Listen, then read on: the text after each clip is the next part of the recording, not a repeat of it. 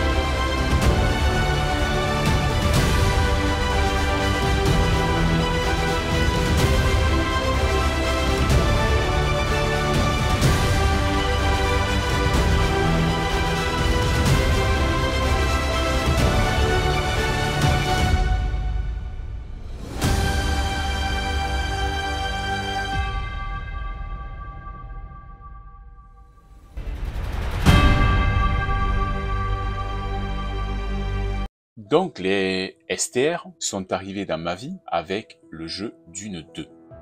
Ce fut une gifle monumentale pour ce jeune gamer que j'étais. Je suis tombé tout de suite amoureux de ce genre et bien sûr je ferai toutes les séries qui suivront, celles des Command & Conquer, celle des Red Alert, qui reste quand même pour moi, et c'est mon avis personnel, un must dans le genre, mais la saga dont provient le titre du jour sera une gigantesque ouverture sur un monde immense et plein de surprises. Alors, on part dans cette année 1996 plus précisément, sur les terres d'Azeroth pour le mythique Warcraft 2 Tide of Darkness. Sorti donc en 1996, publié par Ubisoft, le titre de Blizzard Warcraft 2 Tide of Darkness, je le découvre dans les pages du numéro 67 du magazine Joystick. Je lis l'intégralité de l'article, je dévore les photos. Et bizarrement, je sais que la relève de Dune 2 est enfin arrivée pour moi. Je n'ai pas encore eu la chance d'essayer le premier Warcraft, alors j'espère bien me rattraper avec ce deuxième opus. Je file le week-end suivant avec ma mère vers mon fournisseur de jeux vidéo préféré, le bien nommé Hypermedia, qui a disparu depuis le temps. Je rentre à la maison, je démarre l'installation du jeu et je ne tarde pas une seconde à me lancer dans l'aventure. Alors Warcraft 2 fait bien sûr écho à Warcraft 1, c'est la suite directe, et comme je n'ai pas joué au 1, que vous n'y avez peut-être pas joué non plus, je vais vous faire un tout petit résumé de l'histoire du 1, un peu avant, un peu après, histoire qu'on se mette bien dans l'ambiance de comment j'ai joué et apprécié Warcraft 2. La Horde des Orques est un peuple de guerriers divisé par de nombreuses querelles entre clans. Leurs puissants sorciers se consacrent à des recherches occultes qui finissent par porter leurs fruits le jour où ils découvrent une faille débouchant sur un Éden. Après plusieurs années de recherche, ils réussissent à créer un portail entre les dimensions. Ils partent explorer l'autre monde et celui-ci est nommé Azeroth. Les sorciers orques décident d'élargir le portail et envoient une escouade de 7 guerriers pour massacrer les habitants d'un village humain, confirmant ainsi que ceux-ci sont sans défense. Les orques vont multiplier les attaques et les pillages jusqu'à atteindre la forteresse principale d'Azeroth. Cependant, les humains ont déjà commencé à organiser leur défense, et leurs chevaliers lourdement armés, aidés par de puissants magiciens, vont parvenir à repousser la horde jusqu'au portail, sans toutefois réussir à découvrir celui-ci. Durant les 50 années suivantes, les orques ne traverseront plus le portail. Cependant, un de leurs chefs de guerre d'une exceptionnelle clairvoyance se rend compte que les humains n'ont obtenu la victoire que grâce à l'utilisation tactique avancée, à une organisation sans faille et à une magie de puissance. Il décide d'unifier la horde et d'imposer à ses guerriers une discipline de fer. Il fait également appel aux puissants sorciers de Draenor et décide qu'il est temps d'attaquer une nouvelle fois le royaume d'Azeroth. Et donc, Warcraft Orcs and Humans retrace exactement les événements de cette seconde tentative d'invasion du monde d'Azeroth, qui va se solder évidemment par la victoire de la Horde. Alors, vu comment dans le bouquin on me résume l'histoire du 1, je peux pas me lancer avec la campagne Orc. Je vais me lancer avec la campagne humain. Je suis un humain. Je vais défendre la terre d'Azeroth. Je lance l'aventure maintenant. C'est parti. Je profite également de cette magnifique cinématique pour l'époque.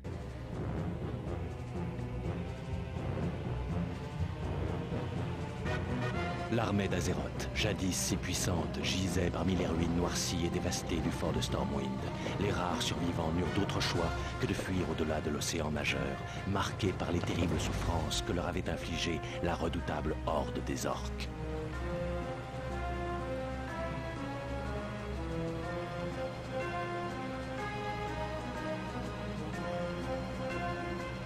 Pressés de guerroyer à nouveau, les orques entamèrent promptement la construction d'embarcations afin de franchir l'océan majeur.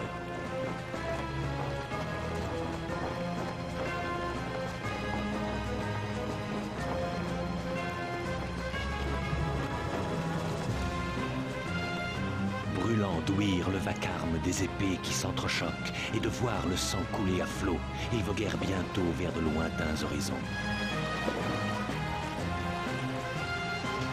Les humains appareillés des armes forgées par leurs nouveaux alliés s'apprêtèrent à la hâte pour contrer l'assaut tant redouté. D'aucuns chargèrent les canons des nains, pendant que d'autres s'armèrent d'épées et revêtirent les cottes de mailles fabriquées de main expertes par les elfes.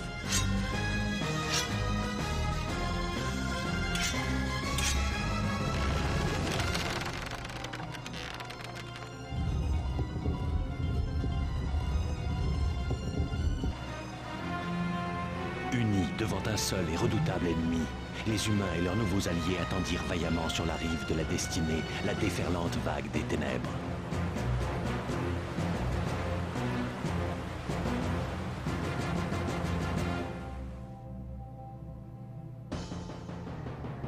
Me voilà enfin dans le jeu.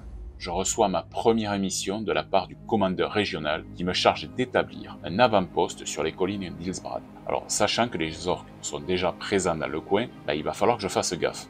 Avec la petite armée que je possède, je vais commencer à explorer à droite, à gauche les alentours, on va dire pour pas avoir de mauvaises visites surprises, parce que ce serait dommage de commencer à mourir dès la première mission. Un petit combat, et c'est parti. Je lance mon paysan qui va commencer à récolter du bois, puis je vais en former de nouveaux à l'hôtel de ville, qui va aller farmer évidemment de l'or. Je vais construire des maisons, je vais construire de quoi entraîner mes troupes, et enfin, je pars au combat. Je vais tuer quelques orques qui traînent par-ci par-là, et j'arrive enfin au bout de ma première mission. Je suis soulagé, mais fier. Je découvre le résumé de ma partie, surtout le briefing de ma prochaine mission. Alors cette fois, je dois sauver les archers elfes pour le compte de la capitale Lune d'Argent. La petite troupe qu'ils ont envoyée, elle s'est retrouvée au cœur d'une embuscade orque. Donc je me prépare et je me retrouve une fois de plus, plongé au cœur de l'aventure. Je regarde vite fait l'emplacement d'où je démarre. Quand je vois la tache rouge au sol qui ressemble à une zone elfique, je me doute que ce doit être à cet endroit-là que je dois faire arriver l'escouade. Bon, après quelques minutes d'exploration autour de mon avant-poste, je commence à collecter. Et surtout, j'essaye d'agrandir un petit peu la base. Au bout de quelques temps, je possède une équipe prête à partir sauver de l'elfe. Je recherche, j'explore et surtout je combats. Je retrouve enfin les archers elfes. Je les ramène en zone sécurisée. Et je termine encore là ma mission. Alors, pour ne pas faire comme quand j'ai joué à Dune 2, torcher le jeu très rapidement, je me mets des barrières de jeu. Donc là, pour moi, 2 missions, c'est déjà pas mal, on va se calmer.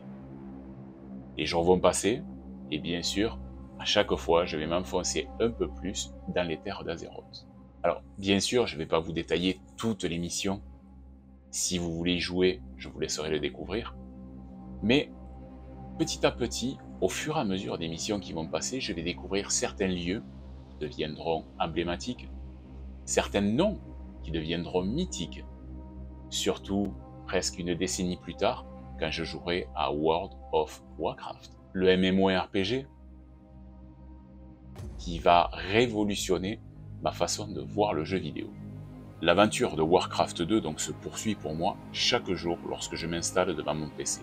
Je combats les orques à Zuldar, au sud-est de la région d'Ilsbrad. Les batailles qui s'enchaînent les unes après les autres me permettent d'affûter mon esprit stratège. Je m'établis, je me développe et je détruis complètement les bases adverses.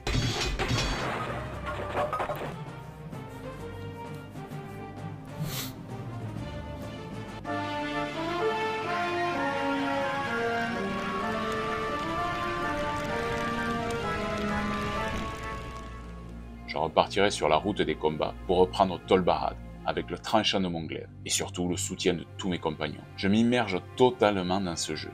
Je suis partie prenante de l'armée de Lord Iron. Je suis sous les ordres maintenant de Lord Lothar qui me demande de détruire le camp orc de Dun Algaz où se sont retranchés les survivants orcs de la précédente mission. Je suis là pour servir mon commandant. Je m'y engage, je mets ma vie en jeu. Je participe dans la bataille que je remporte également, mais cependant, je commence à me poser des questions sur le comportement et la façon d'agir de Lothar. Quand je me projette dans le jeu, mon esprit analyse un peu la situation. Pourquoi finalement l'Alliance ne tente pas de comprendre les orcs et n'essaye pas de trouver un terrain d'entente? Bon, ce n'est pas le moment de divaguer. J'ai pas le choix, il faut que je continue. Lothar a pour moi une nouvelle mission. Et cette fois, je ne dois pas hésiter une seconde, car les éclaireurs ont découvert une raffinerie orque basée à Khazmodan, et elle porte le nom de Grim Battle. Alors je pense que ces noms-là, Khazmodan, Grim Battle, ça va évoquer pas mal de souvenirs aux joueurs de WoW.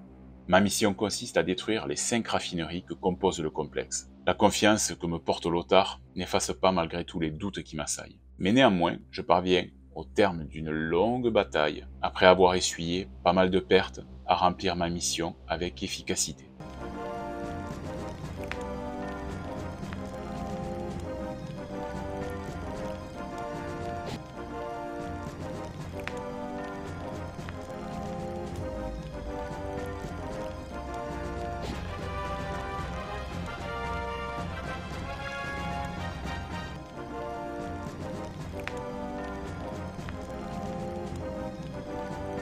C'est une grande victoire pour moi et mes troupes. Les orques reculent enfin et retirent leur armée de Khazmodan. Mais dans les campagnes, une autre révolte gronde, celle des paysans. Avant que cela ne devienne trop important, Lothar me demande de tuer la révolte dans l'œuf. Je commence sérieusement à me poser des questions d'éthique vis-à-vis du comportement de Lothar, et surtout de sa façon de faire la guerre. Pourquoi des innocents? Malgré tout, je vais quand même obéir, et faire en sorte que nous ne soyons pas inquiétés par cette fronde. Uther Lightbringer, le chef des paladins, qui est assistant de l'évêque de Lord Iron, souhaite se rendre aux côtés de ceux qui ont subi les souffrances de cette horrible guerre. Et devinez qui c'est qui va être envoyé pour l'escorter? Ah ben c'est Bibi, une de mes premières quêtes d'escorte dans ce magnifique endroit qu'est Azeroth. Et oui, une fois de plus, je suis chargé par Lothar d'accompagner et de protéger Uther jusqu'au bourg de Caer-Daro. Bien évidemment, ma mission ne sera pas de tout repos. Heureusement que le camp de base d'où je pars va me permettre de préparer quelques unités pour détruire les quelques orques ou trolls qui sont encore présents dans le coin. Je termine ma mission avec succès et Uther peut enfin accoster sur la rive et remplir sa part de boulot, à savoir apaiser les souffrances des victimes de la guerre. Alors, je profite d'un petit break pour éteindre mon PC, faire mes devoirs, parce que je me rappelle que à ce moment-là, j'ai quand même des devoirs à faire.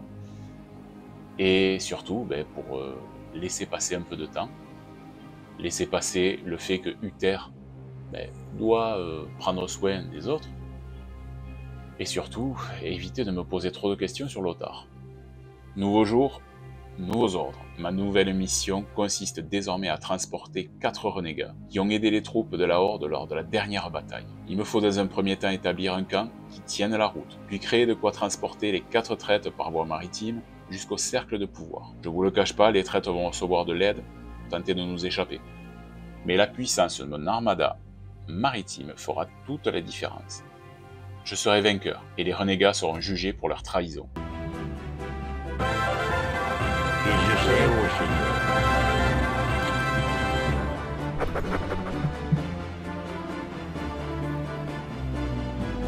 Alors les jours passent, et je ne sais vraiment pas comment va finir le jeu, et surtout comment va évoluer ce conflit.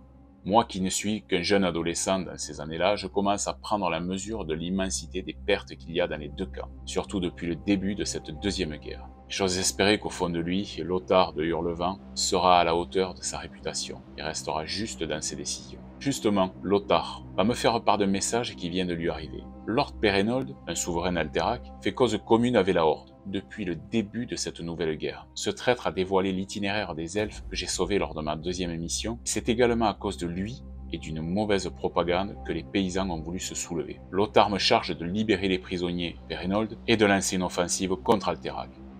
Alors là, personnellement, je vais m'en charger. Parce que Perenold m'a pris pour un blaireau. Donc il est hors de question que ça se passe comme ça. Je prends mon glaive et je vais y péter sa mouille. Les combats font rage. Les corps tombent sur le champ de bataille. De chaque côté, les pertes usent le moral. Je ne sais pas si je vais tenir le coup. Mes hommes et moi, tant pis. Dans un ultime barouf d'honneur, nous donnons notre dernier assaut contre Alterac et nous détruisons enfin le palais.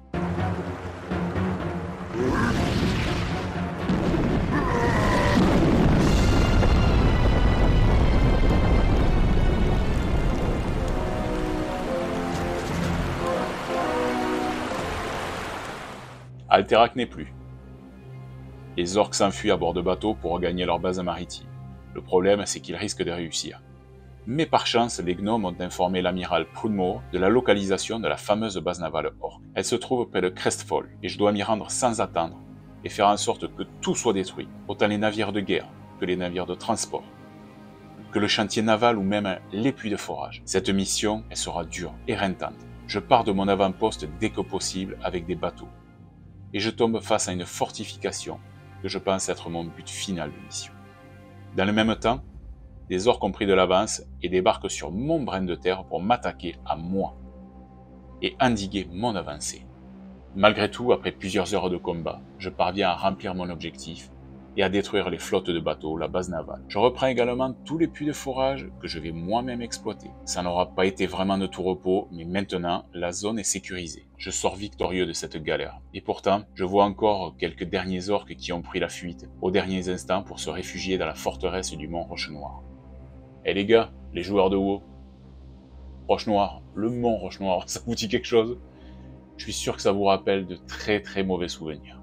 Lothar pensait pouvoir parlementer avec Ogrim, marteau du destin, le chef des orques. Il pensait pouvoir tenter de résoudre cette guerre par autre chose que les armes.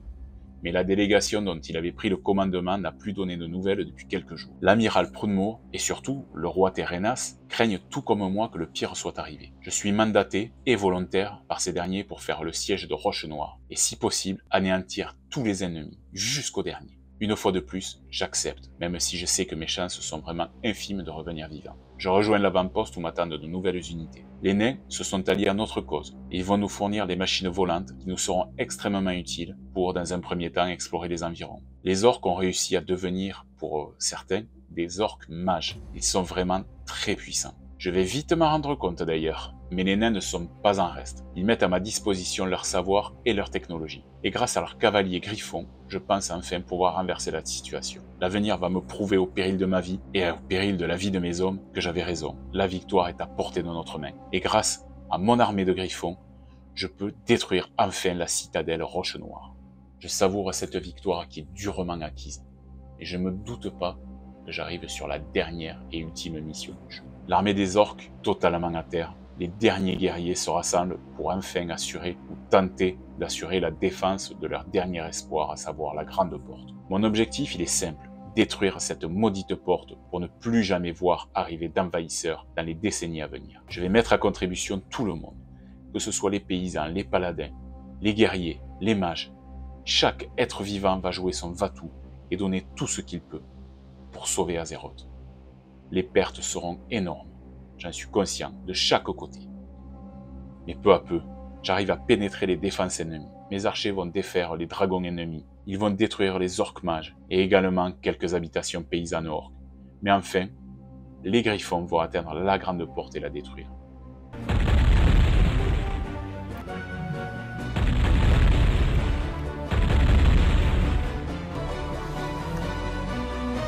C'est la victoire finale.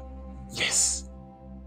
Enfin, je savoure la vidéo finale.